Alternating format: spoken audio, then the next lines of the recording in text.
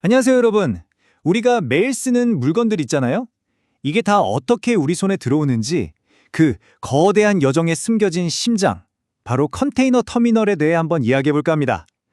여기가 진짜 글로벌 경제를 움직이는 보이지 않는 엔진 같은 곳이거든요.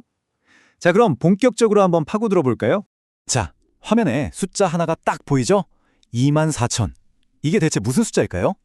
이게 바로 오늘날 가장 큰 최신 화물선 딱 한 척이 실을 수 있는 표준 컨테이너 개수입니다. 24,000개요. 와, 상상이 되세요? 이 어마어마한 양이 단 한 척의 배에 실려서 바다를 건너온다는 겁니다. 그럼 자연스럽게 이런 질문이 생기죠. 아니, 이렇게 거대한 배에 실린 수만 개의 컨테이너를 대체 어떻게 또 얼마나 빨리 내릴 수 있을까요? 바로 이 엄청난 물류 문제를 해결하기 위해서 탄생한 게 오늘의 주인공, 컨테이너 터미널입니다. 그래서 오늘은요, 이 5가지 순서로 컨테이너 터미널의 모든 것을 한번 쫙 훑어볼 겁니다. 컨테이너 터미널이 뭔지부터 시작해서 어떤 일을 하는지, 또 어떻게 설계되는지, 그리고 미래에는 어떻게 바뀔 건지까지요. 아마 오늘 내용 다 듣고 나시면 여러분이 사는 모든 물건 뒤에 얼마나 복잡하고 정교한 시스템이 숨어 있는지 확실히 알게 되실 거예요. 자, 그럼 첫 번째 섹션입니다. 도대체 컨테이너 터미널이 뭘까요? 저는 개인적으로 이곳을 글로벌 상거래에 뛰는 심장이라고 부르는데요. 정말 딱 맞는 표현 같아요. 수많은 컨테이너들이 마치 엄청나게 잘 짜인 발레 공연처럼 움직이기도 하고 또 어떨 땐 거대한 분류 기계의 부품처럼 진짜 일사불란하게 착착 처리되는 곳이거든요. 조금 더 정확하게 정의를 내려볼까요? 컨테이너 터미널은요, 말 그대로 컨테이너가 배에서 트럭으로, 또 트럭에서 기차로 이렇게 서로 다른 운송수단 사이를 갈아타는 전문 환승센터 같은 곳입니다.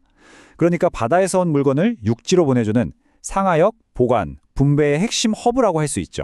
자, 그럼 이 심장이 과연 어떻게 뛰는지 궁금하시죠?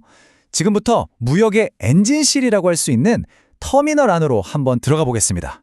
여기서 대체 어떤 일들이 벌어지는지 말이죠. 터미널이 하는 핵심적인 일은 크게 5가지로 나눌 수 있어요. 첫째, 하역. 저 거대한 암벽 크레인으로 컨테이너를 배에서 내리는 거죠. 둘째는 보관. 수만 개의 컨테이너를 야드에 착착 쌓아서 관리하고요. 셋째, 운송. 이걸 트럭이나 기차에 실어서 내륙으로 보내는 단계입니다. 넷째는 세관.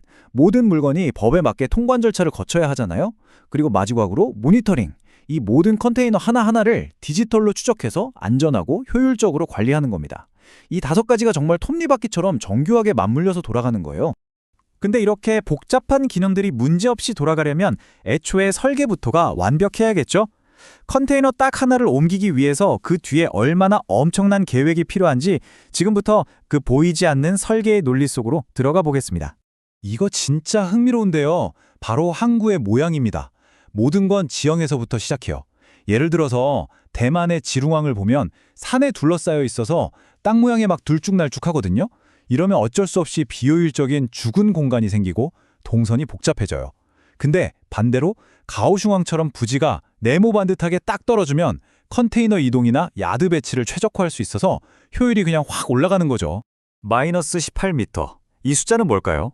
바로 세계에서 제일 큰 컨테이너선이 들어오기 위해 필요한 최소한의 물 깊이, 즉 수심입니다. 생각해보세요. 아까 말한 24,000 TEU급 배는요, 컨테이너를 싣고 나면 물에 잠기는 깊이만 16m에 달해요.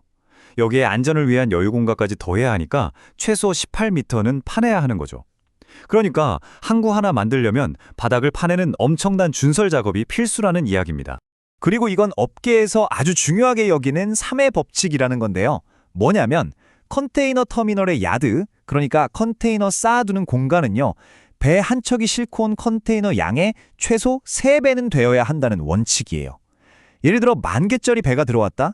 그럼 야드에는 최소 3만 개를 보관할 공간이 있어야 한다는 거죠. 그래야 배에서 내리고 또 새로 실을 물건들까지 뒤섞이지 않고 원활하게 작업이 가능하거든요.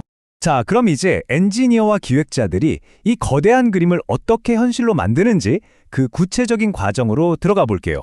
바로 완벽한 터미널 동선을 설계하는 단계입니다. 터미널 계획은 아주 체계적인 5단계로 진행돼요. 먼저 1단계, 제약 조건 분석. 우리 땅이 어떻게 생겼고 얼마나 큰 배를 받을 건지 정하는 거죠. 2단계는 장비 선택. 그 배 크기에 맞춰서 크레인이랑 차량 같은 장비들을 고르고요. 3단계는 레이아웃 계획. 어디에 뭘 둘지, 보관구역, 세관, 게이트 위치를 다 정합니다. 그리고 4단계 흐름 계산에서 이 모든 장비들이 어떻게 움직일지 컴퓨터로 시뮬레이션을 쫙 돌려보는 거예요. 마지막 5단계에서 이 모든 데이터를 합쳐서 연간 얼마나 처리할 수 있는지 계산해보고 최종 설계를 땅 확정하는 겁니다. 정말 모든 게 데이터에 기반한 아주 정밀한 과정이죠. 자, 이제 마지막 섹션입니다. 앞으로 한국어 어떻게 변할지 그 미래를 만드는 두 가지 큰 흐름에 대해 이야기해 볼 텐데요. 키워드는 바로 더 크게 그리고 더 똑똑하게입니다. 즉, 규모의 확대와 자동화죠. 이 타임라인을 보시면 정말 한눈에 들어오죠. 컨테이너선이 얼마나 폭발적으로 커졌는지요. 1988년에 고작 4,000개 실었던 배가 2024년에는 24,000개, 무려 6배나 커졌습니다. 그리고 미래에는 3만 개를 실을 배도 나온다고 하죠. 배가 이렇게 미친 듯이 커지니까 터미널 입장에서는 이걸 감당하기 위해서 끊임없이 처리 능력을 높여야 하는 엄청난 압박을 받을 수밖에 없는 겁니다. 배가 커지는 건요, 단순히 처리량만 늘리는 게 아니라 터미널의 배치, 그 모양 자체를 바꾸고 있어요. 예전에 전통적인 터미널에서는 컨테이너를 부두랑 나란하게, 즉 가로로 놓는 게 효율적이었어요. 사람이 운전하는 장비가 움직이기 편했거든요. 근데 요즘처럼 자동화된 항구에서는요, 로봇 크레인이 일하기 좋게 부두랑 수직으로 컨테이너를 배치합니다. 이렇게 하면 공간 활용도도 훨씬 높아지고 로봇이 일하기에도 최적화되는 거죠. 바로 이런 스마트 항구를 현실로 만들어주는 핵심 기술들입니다. 스스로 움직이는 자동 겐트리 크레인, 바닥을 돌아다니는 로봇인 무인 운반 차량 AGV, 그리고 AI가 운전하는 트럭까지. 특히 저기 보이는 자동화 게이트가 정말 대단한데요. 예전에는 직원이 5명이나 붙어서 하던 일을 이제는 사람 1명 없이 기계가 알아서 다 처리합니다. 효율성이 정말 어마어마하게 올라간 거죠. 자, 이렇게 배는 계속해서 더 커지고 로봇은 날이 갈수록 똑똑해지고 있습니다. 그렇다면 한 2050년쯤 되면 미래의 항구는 과연 어떤 모습일까요? 모든 게 자동화되고 지금보다 훨씬 더 거대한 배들이 오가는 그런 세상. 글로벌 무력과 물류의 미래에 대해서 여러분도 한번 상상해 보시면 재밌을 것 같습니다.